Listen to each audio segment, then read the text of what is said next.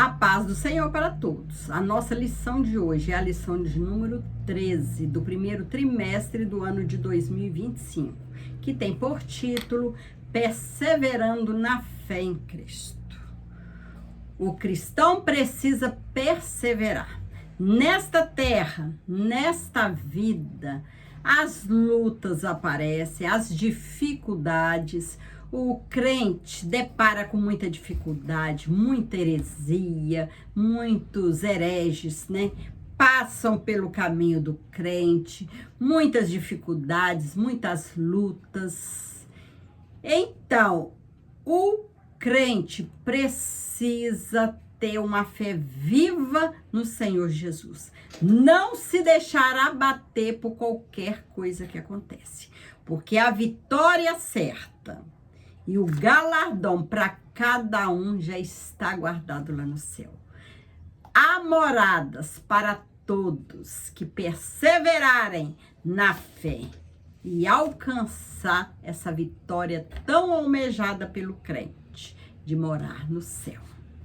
Precisamos perseverar na fé em Cristo. Não podemos deixar essa fé fraquejar. O texto áureo que se encontra em 2 Pedro 1,19 nos diz: E temos muito firme a palavra dos profetas, a qual bem fazeis em estar atentos, como a uma luz que alumia em lugar escuro, até que o dia esclareça, e a estrela da alva apareça em vosso coração. A verdade prática: a Bíblia Sagrada é o único instrumento moral e espiritual estabelecido por Deus para aferir a nossa conduta diante do Criador, da sociedade, da pátria e da família. A Bíblia é o nosso guia, é o nosso manual para vivermos aqui na terra, em comunhão com Deus. E nossa conduta ser boa, termos uma boa conduta diante da sociedade, diante do Criador, diante da nossa tão amada pátria e também da família. A Bíblia é o nosso guia, a Bíblia é o nosso manual. Todas as dúvidas que a gente tiver, a Bíblia esclarece, porque ela foi inspirada por Deus. É Deus falando conosco. É Deus falando com o homem. Deus, ele inspirou os escritores para escrever a Bíblia. Por isso que nós chamamos a Bíblia de palavra do Senhor. Palavra de Deus. É Deus falando conosco. As religiões mundiais e os movimentos dissidentes delas possuem diversos escritos sagrados. No cristianismo, a fonte de autoridade é a Bíblia Sagrada. A autoridade bíblica deriva sua origem em Deus, o que nos permite chamar a Bíblia de a palavra de Deus. Isso encerra a superioridade das Escrituras como plena e total garantia de infalibilidade. A Bíblia não falha. O que diz a Bíblia é certo, é Deus falando, e Deus quer sempre o melhor para nós. Mas não falta alguém indevidamente reivindica essa mesma autoridade, ou até mais que as Escrituras. Nessa vida, como já disse no início, vamos encontrar muitas heresias. Há vários hereges que muda a Bíblia, né? Fala o que Deus não deixou escrito. Mas nós, como temos o nosso guia, que é a Bíblia Sagrada, ali sim há toda a verdade. Mas para que a gente não caia nessas heresias, na conversa dos hereges, falsos profetas, nós temos que diariamente estudar, meditar a palavra de Deus e também buscar a Deus, orar, buscar a presença do Senhor, viver fielmente no caminho do Senhor, obedecendo a sua palavra. Os falsos mestres, que sempre houve mesmo no passado, como nós temos muitos na atualidade. As duas epístolas a Timóteo, classificadas com justiça como epístolas pastorais, juntamente com a epístola a Tito, destacam-se também pelo seu caráter apologético. São refutações às heresias, contra as fábulas ou as genealogias intermináveis. 1 Timóteo 1:4, 4:7, Tito 3:9. E a expressão falsamente chamada ciência. 1 Timóteo 6, versículo 20. Sem dúvida, é um combate ao pensamento gnóstico, que começou a surgir e chegou ao ápice no século II. Irineu de Lyon, 135 ao ano 204, combateu tal sistema em sua obra Contra as Heresias. O apóstolo Paulo está combatendo dois principais grupos heréticos em sua geração. Os gnósticos de sua geração, como combateu as heresias judaicas, também de sua época, os falsos doutores da lei, 1 Timóteo 1:7, da circuncisão, Tito 1:10, e as fábulas judaicas, Tito 1:14. Então, heresias, sempre o cristão está combatendo. A igreja do Senhor está sempre combatendo essas heresias, que são contra a palavra de Deus e contra o próprio Deus.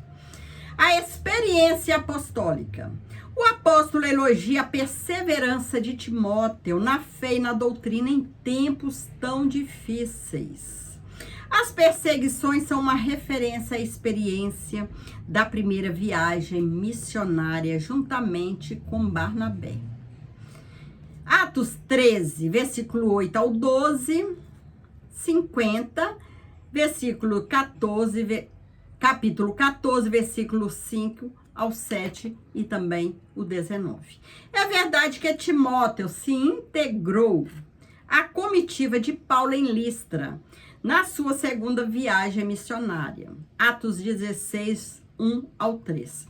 Isso aconteceu depois dessas perseguições. E Timóteo, nessa época, ainda não fazia parte da comitiva paulina. Contudo, deve ter sido testemunha ocular de algumas dessas perseguições, pois vivia na região e a sua mãe era crente. Sem dúvida, era membro da igreja. Entendendo querer, o verbo querer, em todos os que piamente querem viver em Cristo Jesus, padecerão perseguições, tanto no passado como no presente, na atualidade. Quem quer servir ao Senhor, há perseguições em sua vida. De um lado, de outro, sempre haverá perseguição. É a Bíblia que alerta a todos aqueles que vêm para a presença do Senhor, que vai haver lutas, vai haver perseguições. Mas o Deus que nós servimos, Ele está sempre conosco, nos ajudando, nos orientando como decidir qualquer situação, qual o caminho que devemos andar. Então, Deus, Ele nos fortalece para que nós possamos vencer essas lutas e essas perseguições que vêm sempre na vida do crente. Enquanto vivemos aqui na terra, haverá perseguições. Mas o Senhor é conosco. Sofrer pela causa do Evangelho é motivo para glorificar a Deus, porque sobre vós repousa o Espírito da glória de Deus. É motivo de sermos alegres, porque nós sofremos por causa do Evangelho, mas porque nós temos uma convicção que a nossa morada está preparada lá no céu. Que o nosso sofrimento aqui será passageiro. É por pouco tempo, porque breve o Senhor vem para tirar a sua igreja aqui da terra e levá-la para o céu. É isso que Deus espera de cada um de nós na atualidade. É perseverarmos. Característica dos enganadores. O termo usado pelo apóstolo para enganadores ou impostores é góis, uma palavra que aparece uma só vez no Novo Testamento e nenhuma na Septuaginta. Usada na antiga literatura grega como embusteiro, impostor, feiticeiro, charlatão, encantador. Então, essas pessoas denunciadas por Paulo pertencem ao campo religioso. Isso indica que o apóstolo está se referindo a ensinadores e doutrinadores de mentiras, falsos mestres, em nada diferem dos falsos doutores, que ensinam erradamente e há muitos seguidores. É por isso que os cristãos precisam de estar sempre alerta, estudando a palavra e também levando o evangelho a todas essas pessoas, né? Que todos precisam ser salvos. Jesus, ele veio, morreu e ressuscitou para que toda a humanidade pudesse ser salva. Não é só por mim, não é só por você, mas é todos. Todos precisam de Jesus para ser salvo. E Jesus, ele está de portas abertas, de braços abertos, esperando cada um que se arrependa e vem para ele. E falsos mestres em nada diferem dos falsos doutores. Nenhum deles teve futuro promissor. A perseverança na fé e na doutrina é fundamental diante das heresias. É preciso ter fé, acreditar no Senhor. De quem Timóteo aprendeu das sagradas letras?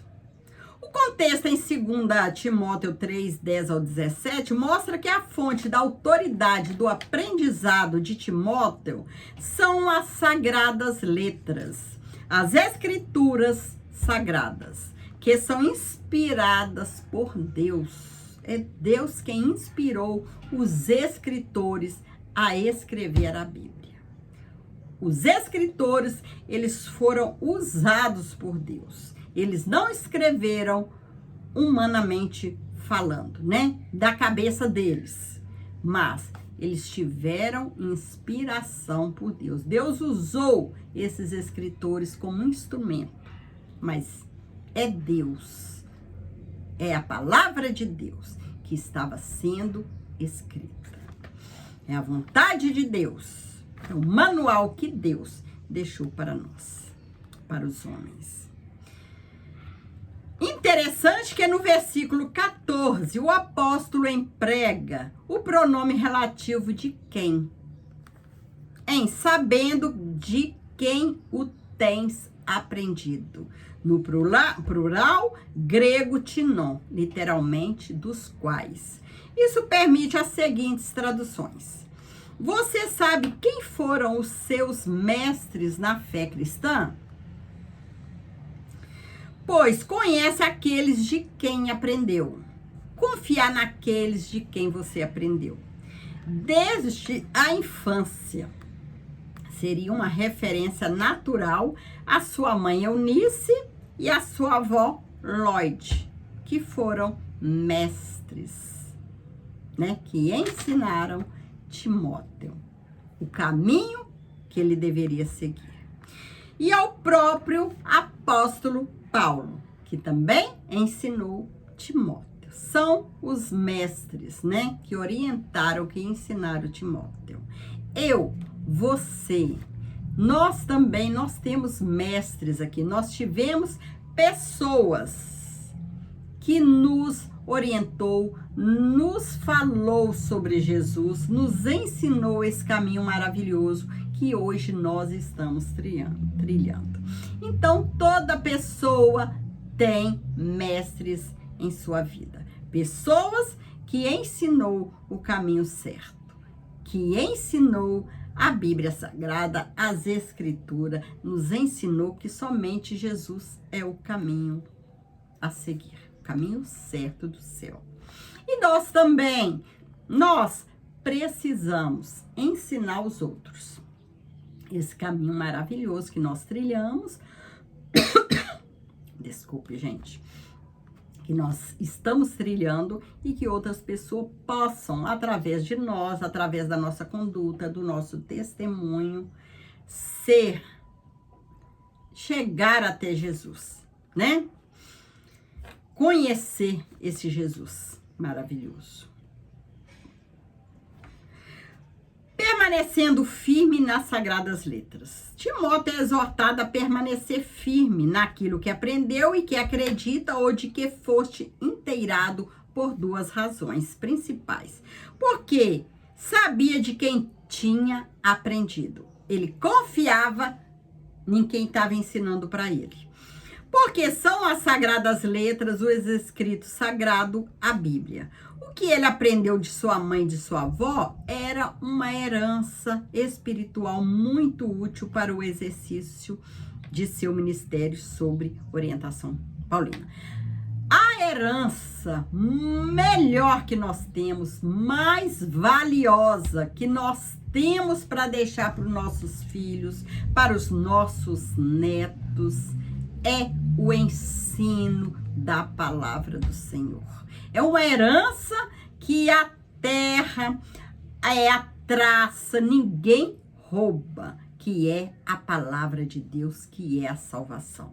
Essa herança que nós devemos nos preocupar de deixar para nossa família quando a gente for. Uma herança baseada também na nossa conduta, no nosso bom testemunho.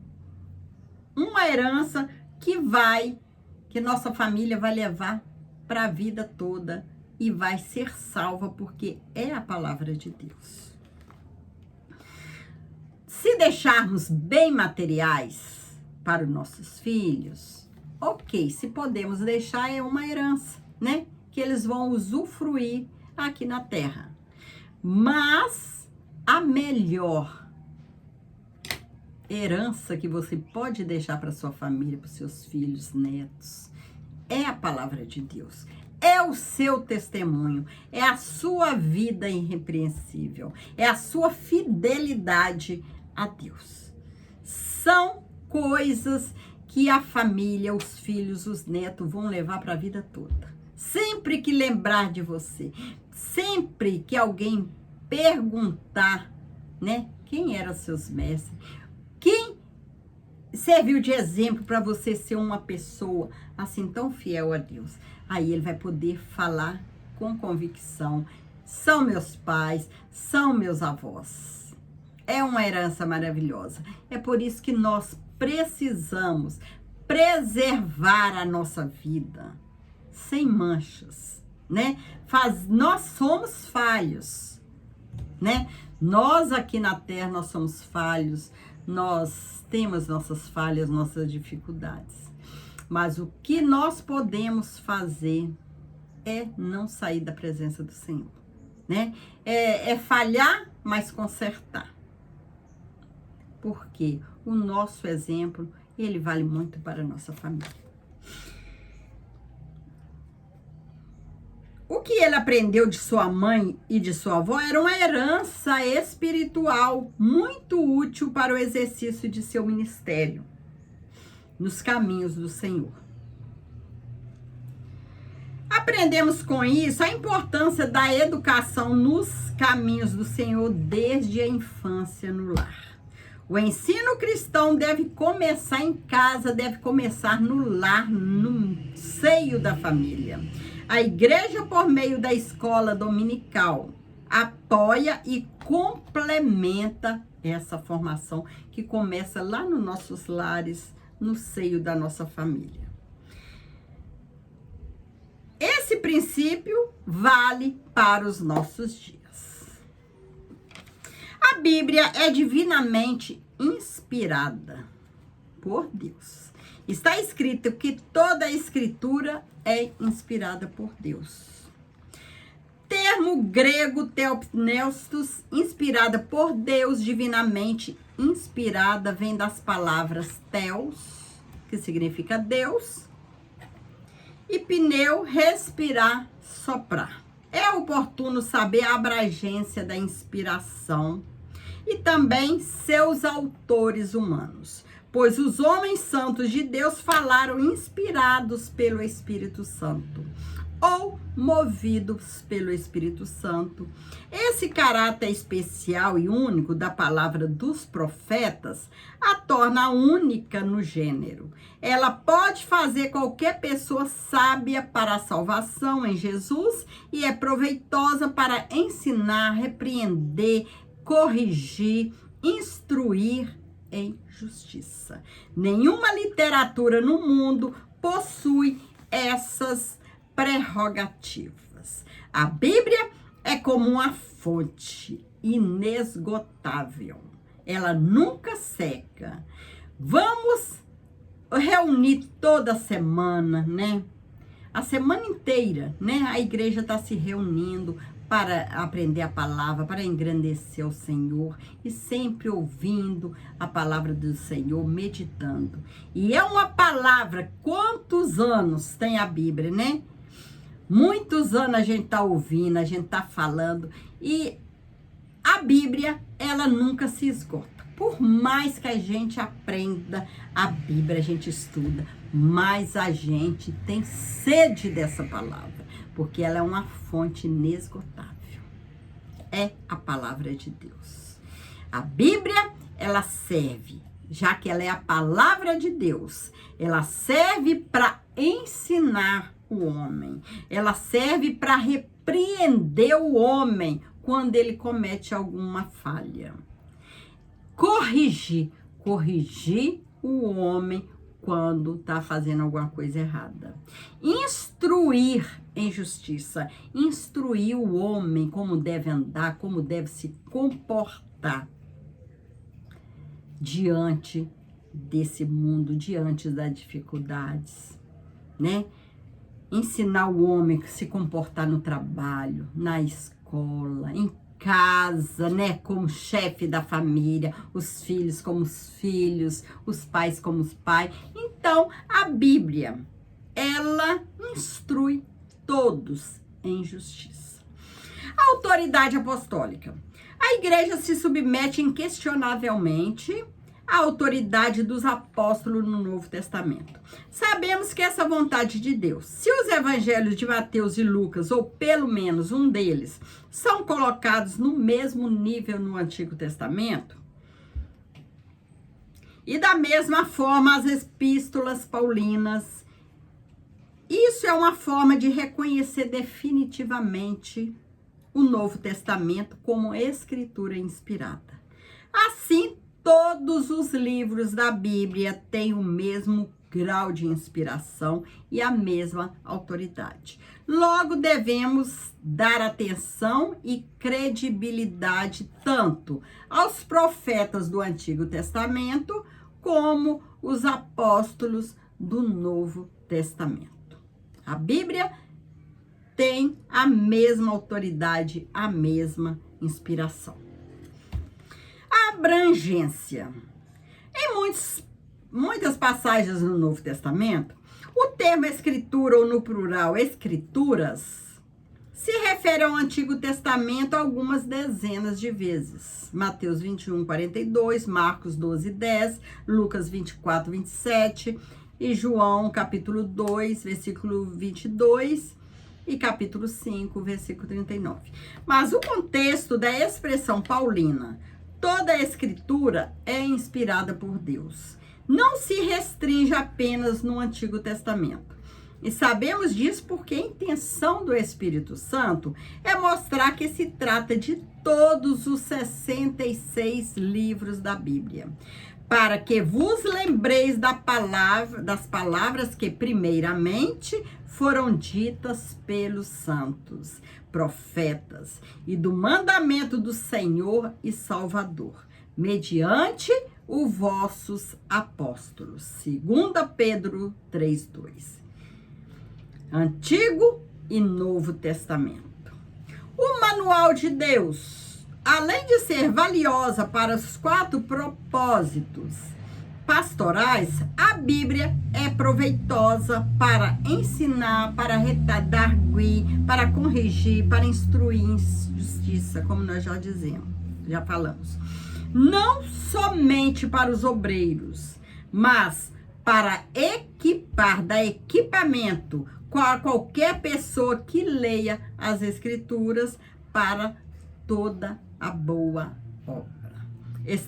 Estaríamos à deriva no mundo sem essas palavras, pois elas nos levam à luz de Cristo. Salmo 119, 105. Toda a palavra de Deus é autoritativa e regra fundamental para a nossa vida. Chegamos à conclusão da lição de hoje. A Bíblia é um guia seguro para toda a humanidade. E não somente para a igreja, mas para todos. Ela é a única revelação de Deus escrita para o ser humano. E a fonte de autoridade espiritual para aferir a nossa conduta diante de Deus, da sociedade e da família. Trata-se de uma orientação segura para a vida humana, a nação de Israel e a igreja, bem como as exortações para o mundo. Incluindo o aspecto político, social e religioso das nações.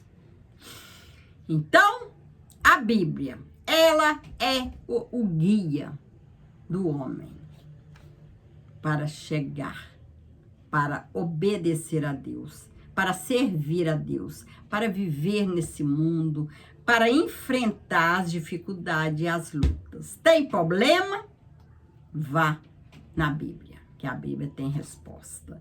Se tem dúvida, vá na Bíblia e peça ao Senhor, né, que fale com você, que Ele vai dar resposta, porque a palavra de Deus é Deus falando conosco. E nós, através da morte de Cristo, da ressurreição de Cristo, nós temos essa liberdade de chegar a Deus, de ter a presença de Deus pertinho de nós. Nós não precisamos que outras pessoas, né, leve nós a Deus. Fala por nós, como no passado precisava, né, de alguém falar com Deus, servir de intermediário, né, levar o que nós precisamos, pedir que Deus perdoe os nossos pecados.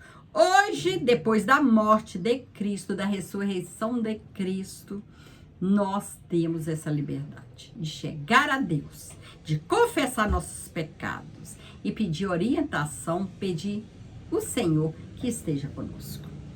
Graças a Deus por isso, né?